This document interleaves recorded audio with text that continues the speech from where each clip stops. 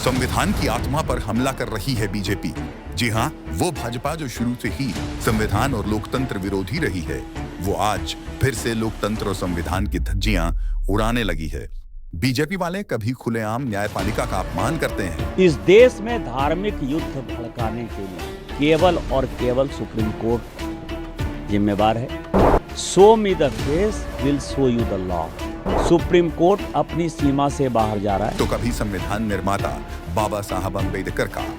अभी एक फैशन होगा, अम्बेडकर अम्बेडकर अम्बेडकर अम्बेडकर अम्बेडकर अम्बेडकर। इन सब से मन नहीं भरता तो किसी नेता को दौड़ा दौड़ा कर पीटने की बात कह देते हैं। किस बात का सड़कों पर आंदोलन करेंगे रामगोपाल यादव?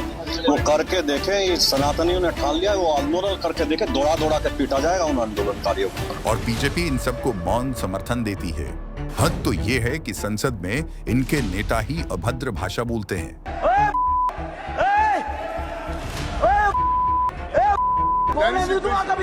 ये बता रहा हूँ। और खुलेआम महिलाओं पर अपमानजनक टिप्पणी करते हैं। तो आतीसी जी गलियों में जैसे जंगल में हिरनी भागती फिरती है, ऐसे गलियों में भागती फिर रही है। मार्लिना ने बाप बदल दिया। इसके बाद भी बीजेपी इन पर कोई एक्शन नहीं लेती। उल्टा चुनाव लड़ने के लिए इन्हें पार्टी की ओर से टिकट थमा दिया जाता है।